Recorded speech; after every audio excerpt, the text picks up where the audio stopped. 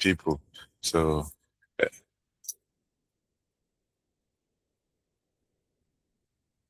okay.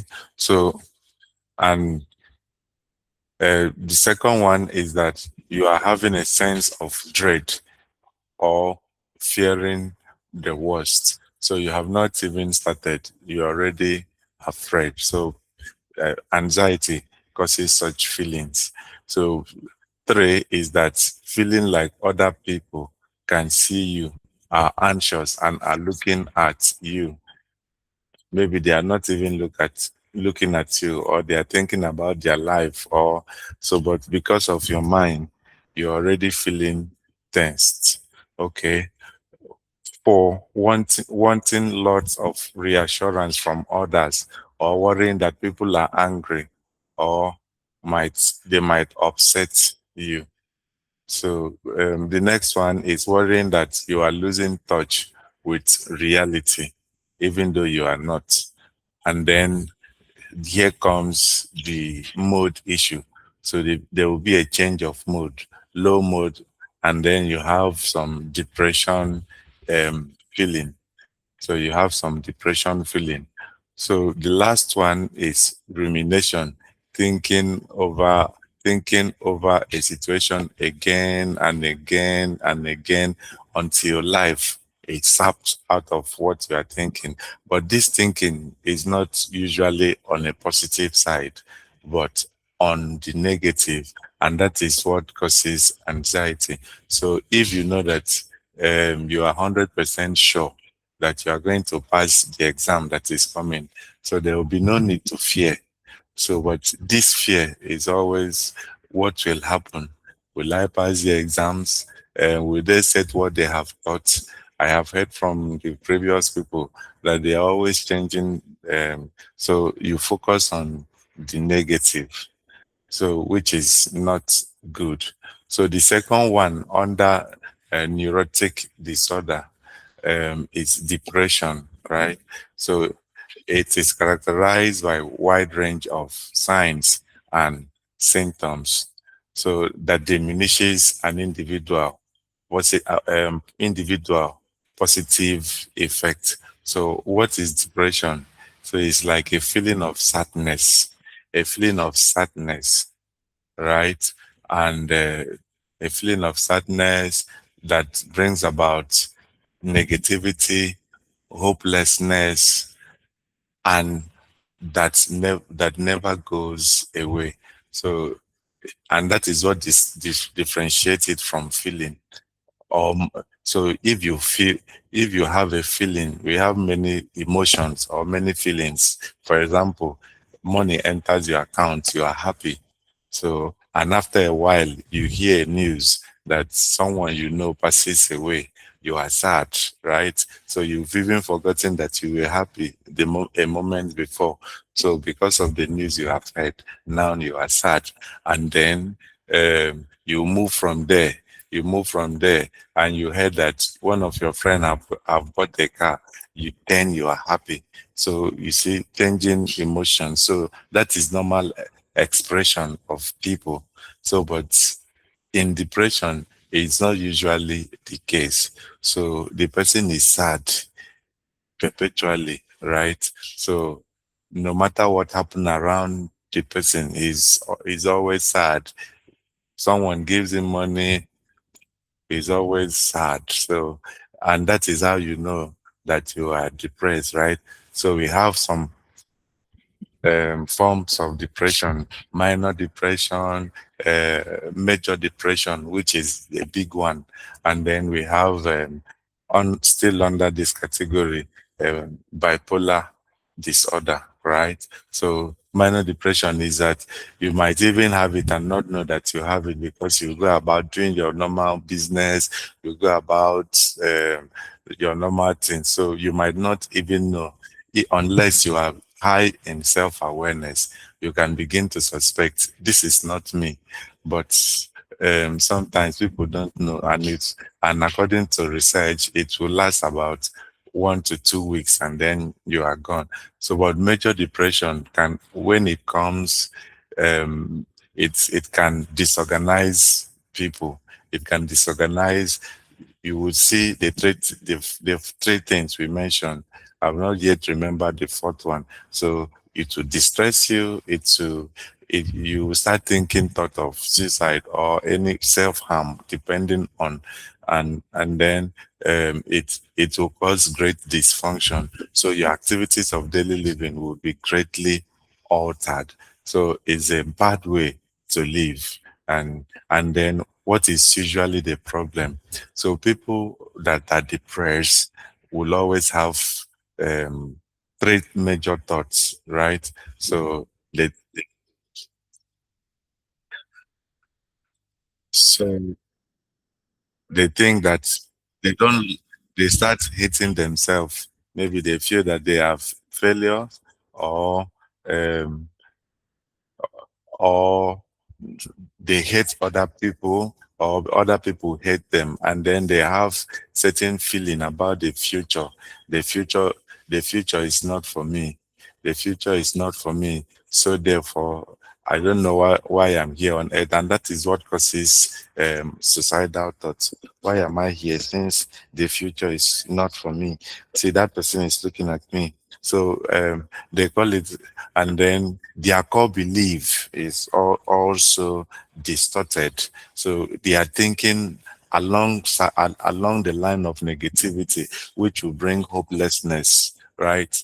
Instead of focusing on the brighter side of things. So, and then there is also what is called automatic thoughts. So the things that comes to them is usually negative, and that is why anyone that have depression, so we start talking about cognitive reframing. So when those negative thoughts comes, confront it with the positive. So what are the effects of this depression we are talking about? So you will see people start having social withdrawal and self-imposed isolation, and you might not even know. So suddenly your friend is no longer very compatible with you, or you uh, find excuses not to meet people, or so you start isolating from things, and from the community, from the social support that once gave you comfort. So suddenly they are no longer for you, and then you start finding your own group and all the rest of it. So two is that you have certain induced negative thinking. So, and that is the major problem with depression. So, and that negative thoughts can can come to people, and then deal with them in such a way that it will take a long while for them to come out of it. So, for instance, when they think of Nigeria, they think about it in a very hopeless way. So it's different when we know that Nigeria is not working, generally speaking, but it's working for people, and people are making efforts to make it work. But in depression, that negative thought, the person takes it literally. It's not working, so therefore I'm not going to do anything. And the worst is that they are not always motivated. So, and then because when depression comes, dysfunctionality also comes. The person will start having poor self hygiene.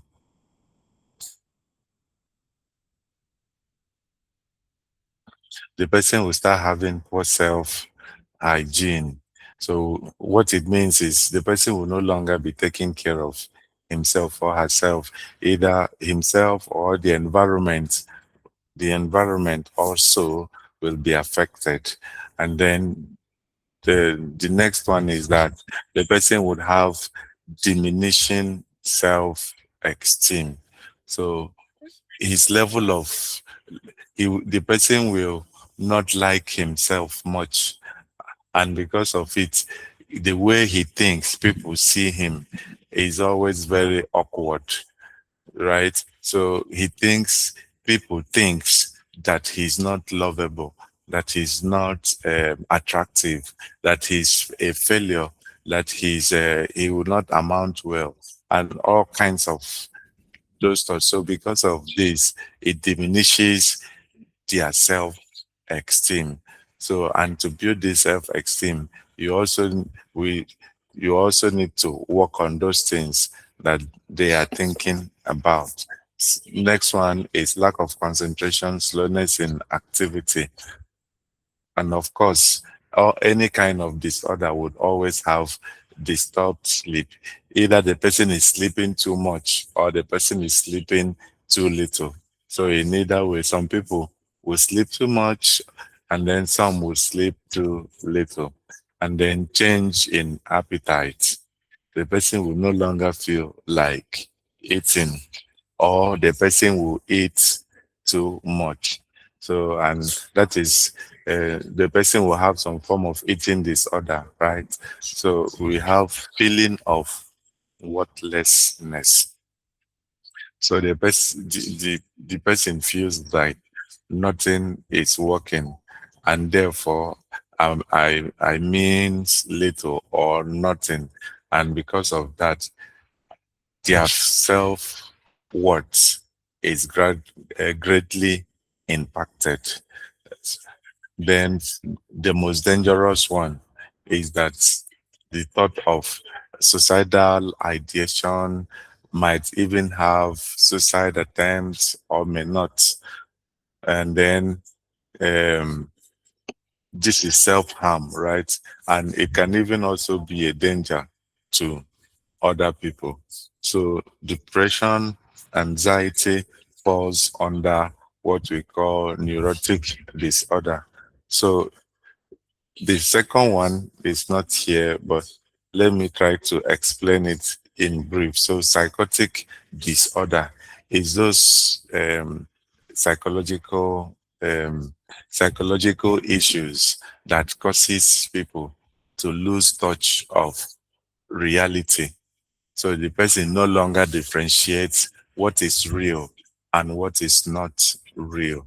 So and this can come in many ways, right? So we have what is called delusional of grandeur, where the person have certain beliefs that that is not conforming to uh, general thought pattern. So the person can say something like, this house is going to fall, this house is going to fall, this house is going to, and they believe it. And you know that the house is not going to fall. So I used to have a neighbor, right? And the neighbor, and my neighbor believes that some people want to kidnap her, and she's serious about it. And she would describe the car they drive in. She would describe the people that are inside the car, and then she will even tell you that the car is always parked in front of her house. And because of this, she no longer takes the normal route to her house. She will take a more longer route to her house because she does not want to meet those kidnappers. So the question would become, so how lazy are those kidnappers that they cannot devise means of kidnapping her, if really that there was kidnappers? So it's a delusion of grandeur. The person believes certain awkward things, and certain awkward things that are not normal to believe in. Or the person can say, police is coming to arrest me, or police is coming to arrest me, or they are going to take my child away, or all kinds of things. So the other expression under psychotic disorder is that the person would have what we call hallucination, right? Hallucination. Hallucination is hallucination is an experience that people have when they start uh, feeling, hearing, touching, seeing things that are not conforming to reality. So it's not real. But for the person having it, he or she thinks that it is real. So you can have auditory experience. The person hears voices, right? And then it can be it can be feeling. So the person is feeling something, somebody is touching me, or it can be seeing. The person is seeing snake coming to swallow, or all other things that people with um, psychotic experiences see. So and it becomes a more dangerous one. So there are many symptoms that the person can have. So and that is where things like schizophrenia falls into. So they see, they hear things that are not in the immediate environment. And the major problem here is that they can no longer differentiate what is real and what is not real. So they believe that what is not real is real, and they can even believe that what is real is now unreal. So with that kind of distorted way of seeing things and believing things, so it's why it's called psychotic uh, disorder. So it doesn't mean that both of whether it's neurotic or whether it's psychotic, they are all dangerous. And that is why we say they are disorders. They are not normal way people should live. And because they are not normal way that people should live, so that is why you need to seek help. The people experiencing this need help to come out of it. Okay, so that is for um, some simple um, mental health disorders that we have. We have a whole lot of them, but these are reoccurring issues. If it might, it sometimes it's not. It can come in other manifestations like relationship issue. The person will start having behavioral uh, wahala that needs to be sorted out. So the next thing we are going to look at under this mental health awareness is burnout. Burnout. So just as the word sounds, burning is, to explain it in a way we can understand, is that is a chemical word. It's usually used in chemistry to denote something that have undergone change, right? Change through heat.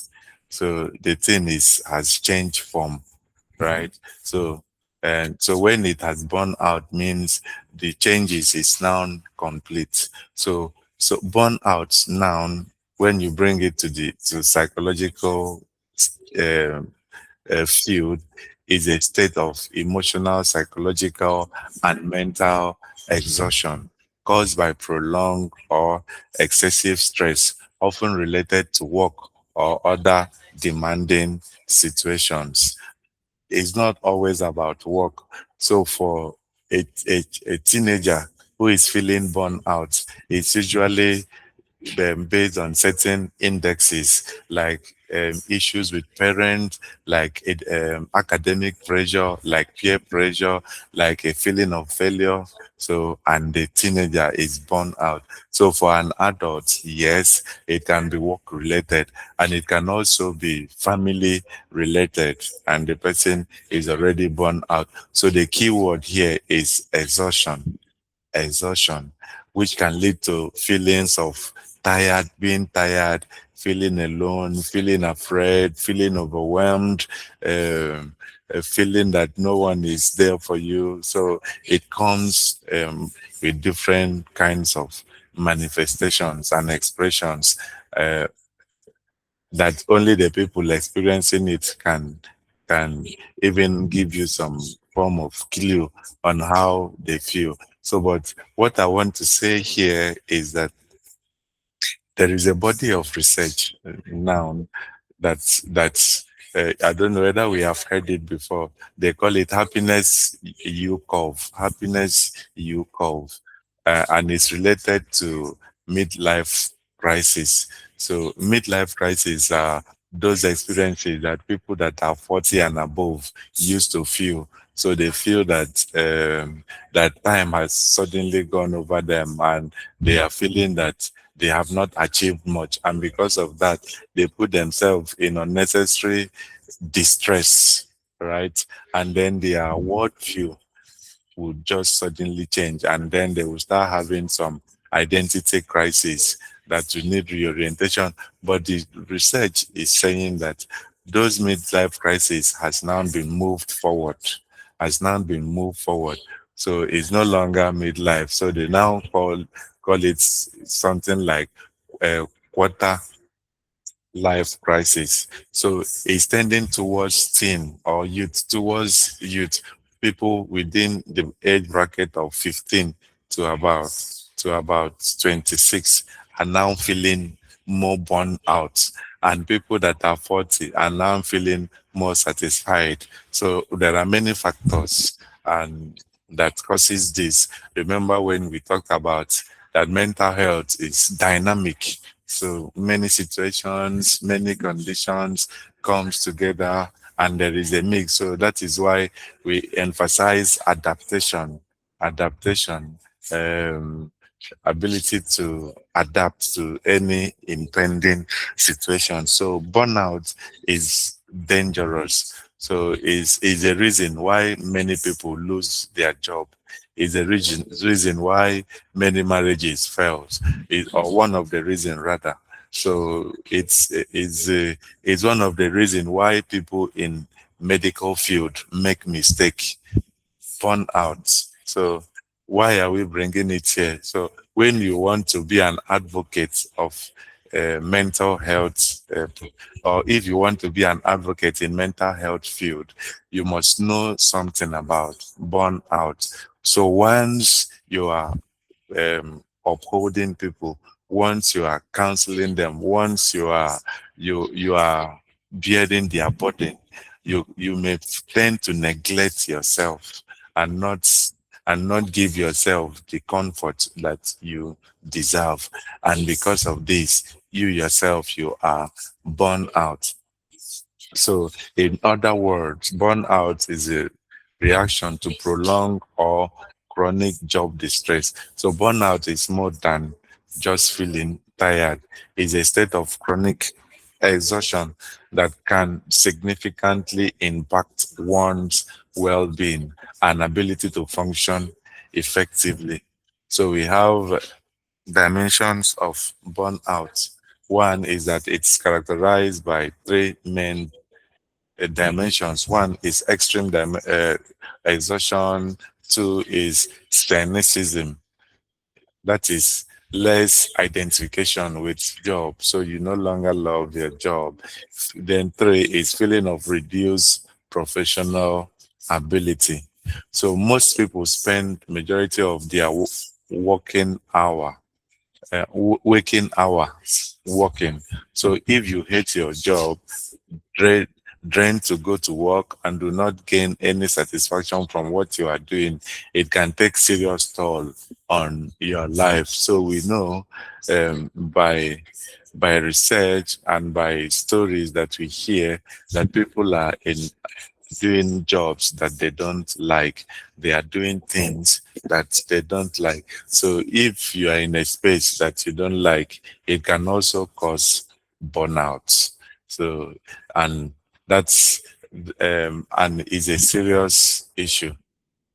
And if we know the condition in Nigeria, you must be doing something. So because you must be doing something so that you can make ends meet. So people are in spaces that does not give them satisfaction. And then and because of that, they experience burnout. So what are the signs and symptoms that someone is experiencing burnout? One is that it can affect both physical, mental, emotions of an individual with the following symptoms: gastrointestinal problem. So this English means that it can affect digestion, or it can. So it's why people have ulcer, right? So ulcer can be an expression of burnout. You are not sleeping well, and because you are burning out, you now have, it can be temporary insomnia. So insomnia has several classifications.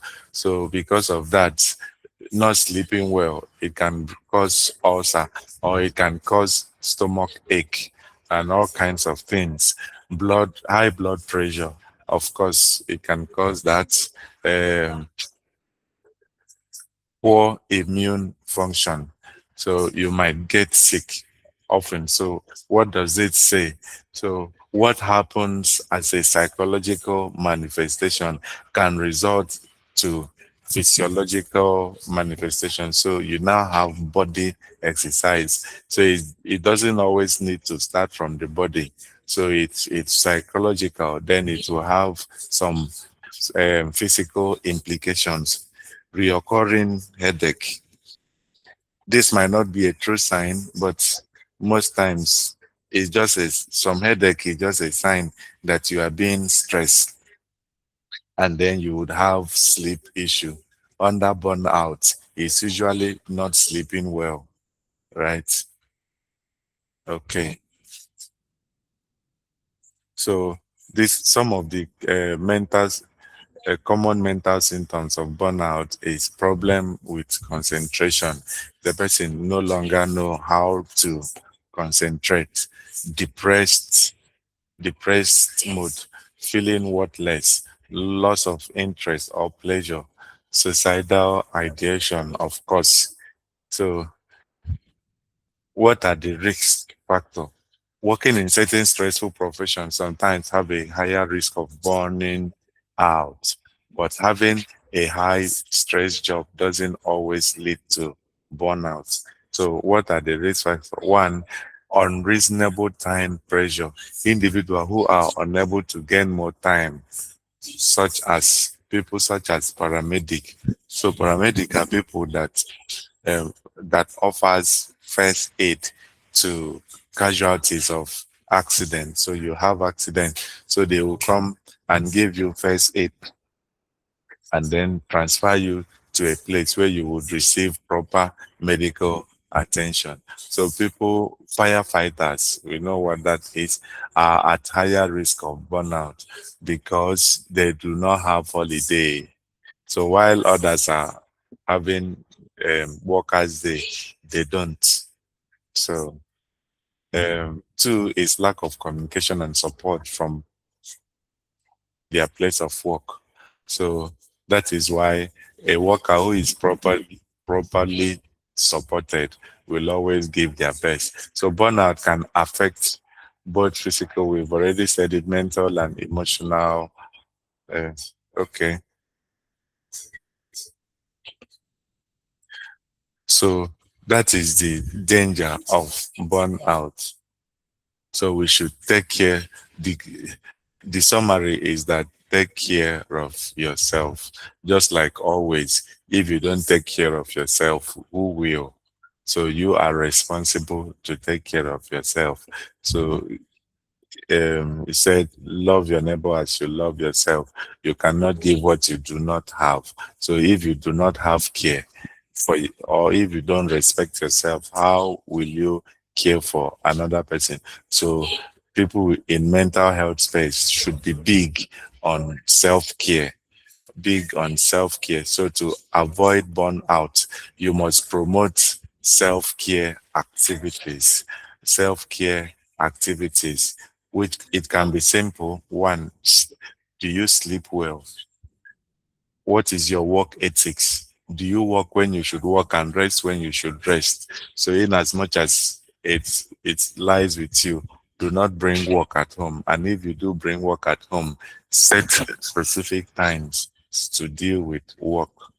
So, and then do you bet well? So when you are not working, what are your leisure activities? Do you exercise? Do you watch movies? Do you visit friends?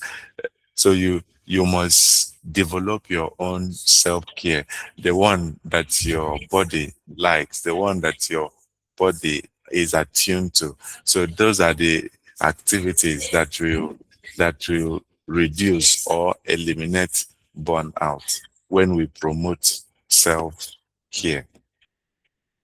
So the next issue before we start to round up tonight would be stigma. Will be stigma. So mental health stigma. So these are attitude of people towards that are having mental health issue, and is a big problem in our society. So mental health stigma exists in the context of perceiving or and stereotyping someone and having an unfair attitude about a person with mental health challenges based on their bodily feature or illness. So people with mental health illnesses face stigma as they are viewed and treated in different negative ways, which makes them feel ashamed and embarrassed about their illness. So stigma can lead to prejudice and discrimination of people. So this requires us to train ourselves. So we must train ourselves to not stigmatize people. So a story is shared about someone who killed the mother. So why did he kill the mother? She started experiencing symptoms of bipolar. So when it comes, that period will be trouble. That period will be trouble. So one of those expressions was that she used machete and butchered the mother, and the mother died. So and now they took her to get healing or get herself, and she went through that transformation, came back to the same village, and now the villagers are afraid of her. If she's coming, people will be running into the house and closing their doors and running. I mean, literally. So, what? How do you think that the person will feel? So, for me, the person would feel like them, killing herself. So she will start asking herself, why do I still need to live if I cannot live comfortably amongst people? So it's okay that what she did is very, very bad under an influence, right? So, but it's more worse than even though she's living, but she's not enjoying the life. So through stigma, people's quality of life is reduced. So, um, so quality is in context, right? So our quality of life is reduced because there are certain things she cannot enjoy. So she will live all her life trying to avoid, trying to prove to people simply because she have an issue. So stigma of of whichever form it comes can uh, can affect people. So I was talking to someone that that that has certain physical impairment. So he was saying many things that he has experienced. So, but he said stigma is one of the big one, that he would just be standing there and people think he's not a human being, and then they will greet someone that is beside him, and then they will ignore him. And he said these things makes him feel so makes him feel um, that he's not human, and and simply because people makes him think that way. So it is very important that we train ourselves not to stigmatize people, right? Because a trained mental health advocate must not stigmatize, even when it is obvious. So you should be an stigma person, right? So why does it persist? Why does stigma persist? One is that it exists due to lack of understanding of mental illness. So people are people do not have the prerequisite information about these mental health illnesses. And that is why, in as much as it lies in our power, many people are now creating awareness. So we have NGOs creating awareness here and there.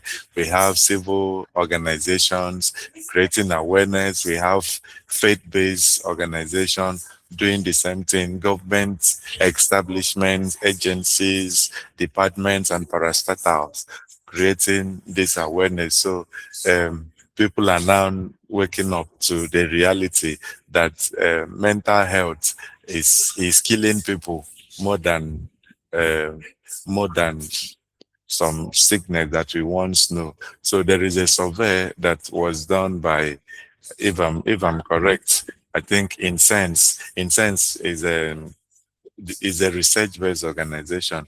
So for the first time in many years, mental health is now number one, topping number one issues that are now taking people's life, topping issues such as um, cancer, HIV, accidents, and all of it. So it's to tell us how important, though is an emerging field in Nigeria, but it's very, very important. So we should learn a voice against people stigmatizing other people. And then there is this popular saying, they said, not all disability are visible. So when you stigmatize the one whose disability is not visible, you shut that person down. So it can also happen because some people have negative attitude or beliefs towards mental health. So why does it persist too? This can lead to discrimination. Some mental health professionals might also have negative belief about people they care for. So it's what I was saying earlier. We must train ourselves not to. Stigma exists due to lack of understanding of mental illness. Through ignorance and misinformation, it can also happen because some people have negative attitude or beliefs towards mental health. So we have a role to play, and then media also have a role to play. So showing inaccurate stereotypes about people with mental health illness or connecting mental health to criminal behavior and violence, wrongly using mental health diagnosis to explain behavior. For example, if a part of a media links mental health with violence, this helps the myth that all people with mental illness are dangerous. So we must be accurate in our diagnosis. So media must portray their information in such a way that it does not stigmatize or stereotype certain people. So it is very important we do that. So we don't really blame people much. So it started with our government when they established before the uh, uh, pre-independent era. So there was this law called Lunacy Act of 1954. So what does it say? It says if summarizing or paraphrasing, if people have say, mental health issues, they should they should be confined into a space and treated like they are not human. I'm paraphrasing, treated that they are not human. So what we know that the Mental Health Act was proposed in 2021 and and and put into law in 2023. So what does it say? It now prioritizes people with mental health, recognizing that they need help. So they don't need people to be laughed at, to be confined to be confined in solitary confinement and all of those. But there are people that need help, just like people who are physically sick need help.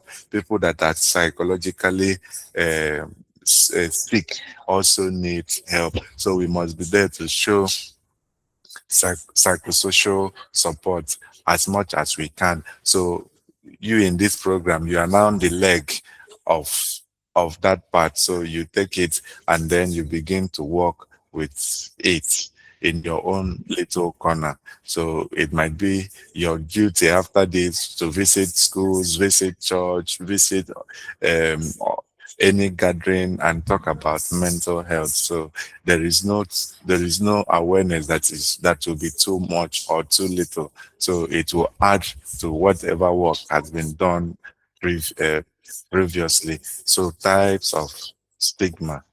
One is public stigma, which refers to negative attitude and belief held by general public. Example, believing that people with mental health illness are dangerous or unpredictable. Two, assuming that they are responsible for their condition. Three, discounting their abilities and potential, or feeling uncomfortable around them or avoiding social interaction. So the second one, is self-perceived stigma. Self-stigma occurs when a person internalizes the negative stereotypes and belief about his or her illness, leading to a feeling of shame, low self-esteem, and self-blame. So this is the one people do to themselves due to what has happened. If other people hate me, so therefore I must be bad. So they now receive it verbatim. So three is structural stigma. Structural stigma is embedded in social structure, policies, and institution, just like the one I mentioned earlier, Lunatic Act. So it was an act that not only stereotype but stigmatizes um, a mental health individual. So other stigmas can be stigma by association, refers to negative attitude and belief held towards people connected uh, with mental health conditions. Label avoidance. This involves individual distancing themselves from stigmatized group, even though they don't personally identify with labels or diagnosis. So this label is very important. It also comes with when you are holding space with people. So you do not label your, I don't know the word to use. So they have many names. So they can be called beneficiaries, they can be called clients, they can be called counsellees. So they want anyone you want to call them. So you do not label them, right? Professional stigma, referring to negative attitude and beliefs held by healthcare professional and other professionals who work with people with mental health conditions. So does stigma have effect? Yes. So what are some of the effects? So stigma may cause affected people to conceal their condition. So it's why these are one of the reasons why people that have mental health issue refuse to seek help, right? So instead of me going to a professional or telling it to people, I rather die with it. So the attitude is bad. Two, in case of infectious disease, stigma can complicate effort to control the disease. So three, in the case, stigma can be a barrier to preventive behavior. For instance, some people may refuse to come forward for free screening and all of those because they know, oh, that person have HIV. Oh, God forbid. And I've been associating myself with the person. Thank God, oh, thank God I was here today. Or I've seen the person. Oh, that person is going to a to see a therapist. So it don't collude with that. So all those things that we say. For the person may not adhere to treatment if clinic attendance or regular medication leads to awkward questions and potential exposure. So we now see the ones we have seen before. We have that stigma by association, label avoidance, and professional stigma. So emotional and psychological effects. of course, it will have emotional and psychological effect. We have seen that before. These are repetition. So how do we avoid stigma? Don't avoid getting treatment. If you are psychologically sick, don't believe that you are your illness. No, you are not. Something happened to you. So therefore, you seek help so that you go back to the way you were. Three, do not take it personally, right? Prevention of stigma. Use facts. Mental illness is common and it's not a sign of weakness. So when you have one, accept it and get help. Stand up to negative stereotypes and misinformation. Then thirdly, tell your story. So nobody will stigmatize you. So in fact, you will even gain more strength. Speaking out can have a positive impact. So thank you for coming to class today. So we want to entertain questions or contributions from you. If you can still hear me.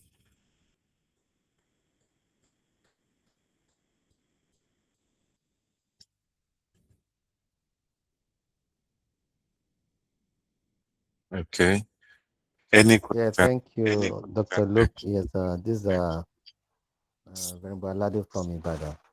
Okay. Thank you for the class. In fact, I've learned a lot, even though my thesis was on early symptoms of mental health challenges among pastors. I've really Mm, learned a lot. But I want to ask because I have a help to a church member. It is yes. this evening that I know that she's suffering from a delusion of grandeur. She Mm-hmm. says somebody want to marry her by force. They have Mm-hmm. put medicine in every wardrobe in the house, and Mm-hmm. so she's not ready. She forces her way out and come to church. From church, we take her back to the house. So Yes. sometimes she speaks as if she know what she's doing. She says she's not going back to that house. She has Yes. spent about 4 weeks in the hospital. So that delusion of grandeur. What Mm. and what can somebody do to address that? Even though she has gone to the hospital, she has been discharged. She kept saying she won't go back to that house. Yes. So it's not something that a layman can do. So by layman I mean ordinary people. So that is where referral People who are not comes to. professionals. Yes. Okay. So but because you can do it, but it requires work and it requires certain skills. For instance, teaching the person using certain skills to know or differentiate what is real and what is not real. So for the example you give, for instance, she is seeing somebody putting drugs in uh, that cupboard in the house, In the compound, yes. and she thinks that that is real. Mm. So you must use another method to teach her that those things are not real. And not real. So for like holding her hands and making her confirm, touching it and feeling it, Mm. uh, Okay. can re-engineer her mind to come out of Mm. where she is.